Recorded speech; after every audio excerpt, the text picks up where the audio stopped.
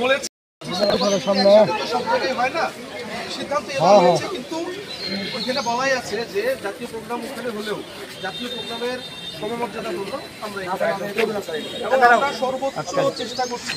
আপনারা সবাই জানেন যে গত কয়েকবার প্রোগ্রাম হয়েছে ওই ভিতরে আমরা এবার ত্রিশালবাসীর দাবির প্রেক্ষিতে সবার আবেগের প্রতি সম্মান জানিয়ে আমাদের অনেক সীমাবদ্ধতা থাকা সত্ত্বেও আমরা প্রোগ্রাম এবার বাইরে নিয়েছি যাতে স্বতঃস্ফূর্তভাবে সবাই আমরা অংশগ্রহণ করতে পারি, এবং কাজ কিন্তু শুরু হয়ে গেছে। আমরা এইটা কিন্তু কোনো অংশেই জাতীয় প্রোগ্রামের চেয়ে কম কিছু হবে না।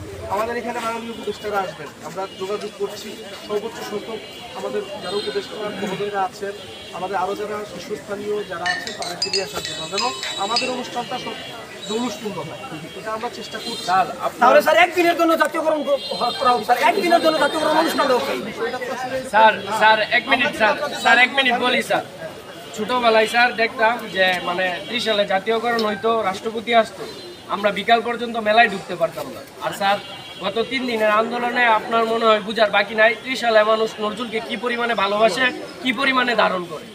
তো আমরা চাচ্ছি যাতে নজরুল জয়ন্তী জাতীয়করণের পূর্ণ দাবিদার আমাদের এই ত্রিশালবাসী।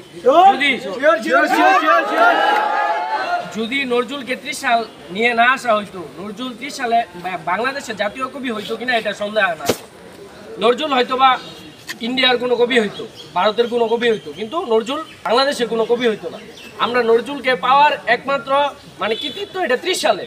দেখেন আমরা নজরুলকে কতটা ভালোবাসি, নজরুলকে ভালোবাসি বিদায় আমরা ত্রিশালে জায়গা দিয়েছি, নিজেদের জমি দিয়েছি, নিজেদের অর্থ দিয়েছি। আমাদের ত্রিশালের প্রায় বেশিরভাগ শিক্ষা প্রতিষ্ঠান নজরুলের নামে, 50টির অধিক। আমরা নজরুলকে কি পরিমাণে ভালোবাসি।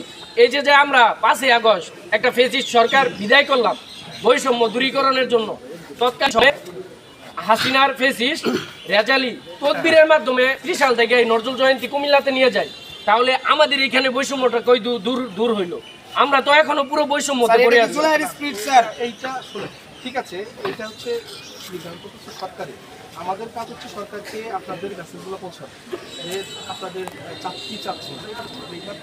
সিদ্ধান্তটা হয়ে গেছে আগে, তো এইবার জানাচ্ছি আমরা যদি তাদের চেয়ে ওইখানকার চেয়ে অনুষ্ঠান সুন্দর করতে পারি, সুশৃঙ্খলভাবে অনুষ্ঠানটা করতে পারি, তাহলে কিন্তু আমরা সরকারকে মেসেজটা দিতে পারি যে আপনারা জাতীয় প্রোগ্রাম আমরা এখানে না পেলেও অনুষ্ঠানটা সর্বোচ্চ সুন্দর করতে পারছি।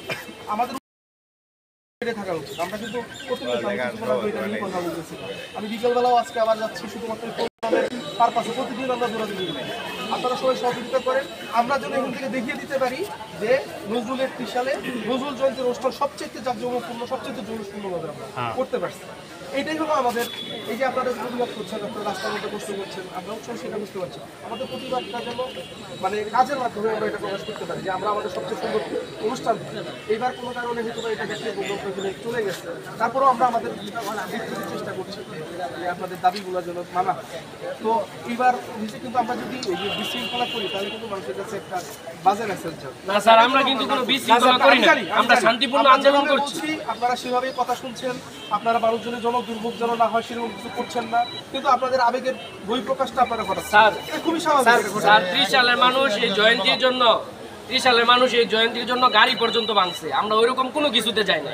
আমরা নজরুলকে মানুষ এতটা ভালোবাসে, এই নজরুল জয়ন্তীর জন্য যখন ত্রিশাল স্টিলের ব্রিজ ছিল, ব্রিজের কপাট খুলে ফেলছে, আমরা ওইরকম কোনো কিছু করি নাই।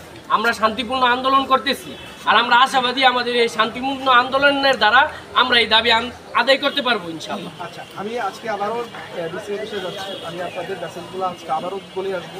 জানেন আমাদের ডিসি স্যারও আপনাদের আবেগের কথা বলে, এবং স্যার এগুলো আমাকে বললেন যে এই ত্রিশালের নজরুলের জয়ন্তী নিয়ে যে মানুষের আবেগ বা ইয়ে আছে, এটা তো মানে ভাবাই যায় না যে এত বেশি তারা ফোন করে নজরুলকে। তো ডিসি স্যার এই জন্যই সারাক্ষণ চেষ্টা করছে যে সর্বোচ্চ পরিমাণে আমাদের ভিআইপিরা যেন এখানে আসছে, যেন আমরা সব জায়গায় ফোকাসটা যেন আমাদের দিকে। আমাদের উদ্দেশ্য এখন আমরা ফোকাসটা, আর মেসেজটা তো গেছে, আরও কিন্তু পাঠানো হয়েছে। ডিসি স্যার যোগাযোগ, আমি সকালবেলা কিন্তু অফিসে আসার আগে স্যারের সঙ্গে কথা বলছি যে স্যার বিষয়টা এরকম, সবাই কিন্তু চাচ্ছে। স্যার বলতেছেন যে আমরা যোগাযোগ করছি, আর আমাদের যোগাযোগ আমরা করছি। যদি আমরা এর মধ্যে কোনো মেসেজ পাই আমরা সাথে সাথে সেটা আপনাদেরকে জানাবো।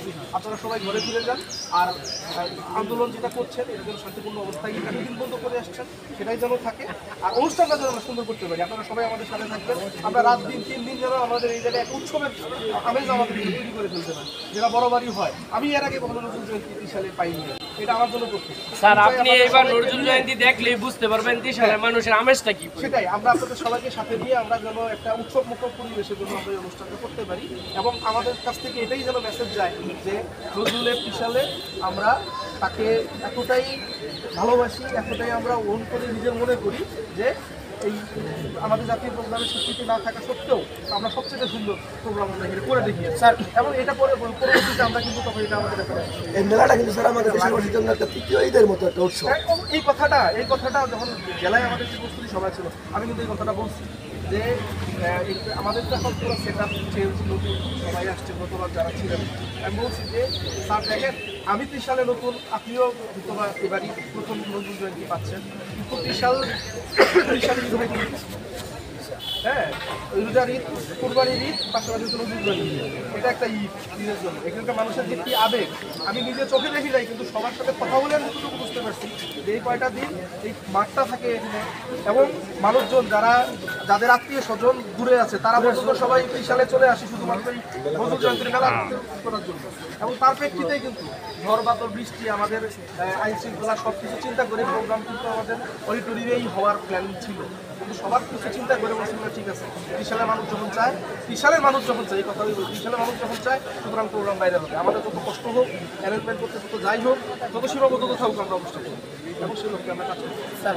স্যার ধরেন পরিবর্তিত প্রেক্ষাপটের কারণে 5 আগস্টের পরে ইন্টারিম দায়িত্ব নিচ্ছে, তারপর বাংলাদেশে কোনো জায়গায় হয়তো নেতৃস্থানীয় লোকজন নাই, এতে তারই ধারাবাহিকতায় 30 সালে নেতৃস্থানীয় নেতৃত্ব বা জনপ্রতিনিধি কেউ নাই, যাদের কাছে আমরা দাবি দেওয়া জানাবো এমন কোনো সামাজিক সংগঠনও নাই। আমরা আপনাকে সর্বোচ্চ অভিভাবক হিসেবে আপনার কাছে আসছি। আর আরেকটু কথা বলতে চাই, আমরা ত্রিশালবাসী কাজী রফিজুল্লাহ দারোগার মাধ্যমে যদি নজরুলকে সেবা শ্রোষা না করতাম, তাহলে আনন্দময়ীর আগমনে প্রকাশিত হতো না, তাহলে বিদ্রোহী কবিতা প্রকাশিত হতো না, তাহলে অগ্নিবীণা প্রকাশিত হতো না।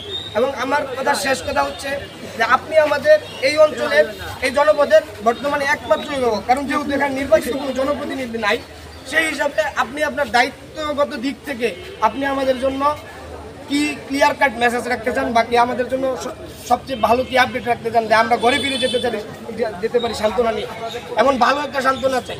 আমরা আপনাদের প্রতি আহ্বান যে আপনাদের যে জাতীয় প্রোগ্রামের দাবিটা সেটা আমরা সরকারের কাছে অলরেডি পৌঁছেছি, এবং আপনারা যে এটা এখনও এটার দাবিতে আপনারা আছেন এটা আমরা সরকারকে জানাবো। পাশাপাশি আমরা সরকারের থেকে জাতীয় প্রোগ্রামের সিদ্ধান্ত যেহেতু হয়ে গেছে, আমি জানি না এটা পরিবর্তন করা সম্ভব কিনা, কিন্তু এইটুকু আমরা বলতে পারি যে জাতীয় প্রোগ্রামের কোনো অংশেই এখানে কমপ্লিট হবে। আমাদের এখানকার অনুষ্ঠান সর্বোচ্চ জাঁকজমকপূর্ণ, সবচাইতে উৎসবমুখর পরিবেশে আমরা করব, যদি আপনারা আমার সাথে সহযোগিতা করেন। আমরা এখানে আমার সাথে যারা অতিথিরা আছে, আমাদের একটি স্থানীয় যারা আছেন, যারা সাংস্কৃতিক সংগঠনের সাথে জড়িত আছে, তাদের সাথে নিয়ে আমরা কথা বলছি অনুষ্ঠানটা যেন আমরা সুন্দর করতে পারি। আপনারা সহযোগিতা করেন, আপনারা শুধু দেখবেন 25, 26, 27 এই 3 দিন বিশাল যেন একটা উৎসবমুখর পরিবেশ থাকে ইনশাআল্লাহ। স্যার আপনি হয়তো আরো 2-1 বছর বা 3 বছর আমাদের বিশাল থাকবেন স্যার, ভবিষ্যতেও কি স্যার যদি কতদিন থাকেন জানি না, যদি থাকেন ভবিষ্যতেও কি স্যার আমরা সামনে পরে এমন বসে করবো স্যার? ইনশাআল্লাহ হবেন না, কারণ এটা আমি সামনেবার আমি যদি থাকি, আমি জানি না আমি থাকবো কিনা এখানে। মাননীয় প্রধান, আমরা তখন এইটাকে রেফারেন্স হিসেবে ইউজ করবো। আমরা তো এবার তো আমরা জানলাম যে নজরুলের সিদ্ধান্ত 3 সপ্তাহ পরেও এটা নিয়ে আমাদের এখানে কথা হচ্ছে, এই মেসেজটা আমরা তখন আরো আগে থেকে কনভে করবো যে এবার কিন্তু কোনোভাবেই, গতবার আমরা তাদেরকে বুঝিয়ে শুনিয়ে শান্ত রেখেছিলাম, এইবার হয়তো দেখা যাবে এই মেসেজটা তখন আমরা আরেকটা মেসেজ হবে। স্যার প্রধান উপদেষ্টাকে আমরা কি বিশাল মেহমান হিসাবে আনতে পারি? জাতীয়করণ তো চলেই গেল, এখন কি আমরা কি এটুকু পারি না?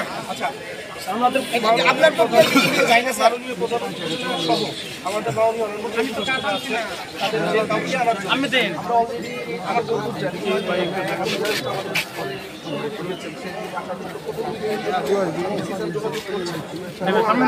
চেষ্টা করছি মাননীয় উপদেষ্টা আমাদের এখানে প্রধানমন্ত্রী হিসেবে থাকেন। দেখা যাচ্ছে তাদের আরও অনেক দাপ্তরিক কার্যক্রম আছে, এখন অনেকগুলো নিয়ে ব্যস্ততা আছে, আমরা যতজনকে সম্ভব আমরা যেতে চেষ্টা করছি। আমরা চাই আমাদের অনুষ্ঠান যেন ভালো ফোকাস পায়, সেক্ষেত্রে তাদেরকে নিয়ে আসলে আমরা মানে বিচার করতে পারবো। আমরা এটা চেষ্টা করতেছি। আপনাদের এই বিষয়গুলোই আমরা তাদেরকে জানাচ্ছি। আমি একটু পরেও যাবো, একটু পরেও ইনশাআল্লাহ আমাদের আসবেন। কারণ প্রধান উপদেষ্টা আসবেন কিনা এটা তো আগে বলা যাবে না। জাতীয় প্রোগ্রাম স্যার আসলে ওখানেও যাবেন কিনা এটাও আমরা জানি না। আমাদের দিক থেকে সর্বোচ্চ চেষ্টা থাকবে যাতে সর্বোচ্চ সম্ভব আমাদের এগিয়ে নিয়ে যাবে। উনি যেহেতু বলছে সার্বিকভাবে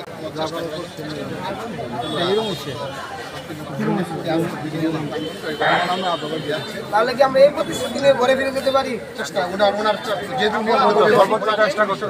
দেখেন সিদ্ধান্ত দেওয়ার ক্ষমতা যদি আমাদের থাকতো তাহলে তো কোনো কথা ছিল না, আমরা দিতাম। অথবা জেলায় থাক জায়গায় হয়েছিল, আমরা শুধুমাত্র আপনাদের মেসেজটা কনভে করতে পারি, আপনাদের মেসেজটা আমরা কিন্তু জানাতে পারি।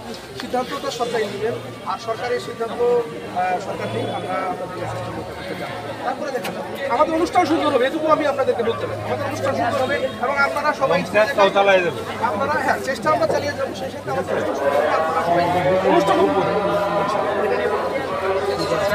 সবাই ভালো থাকবেন।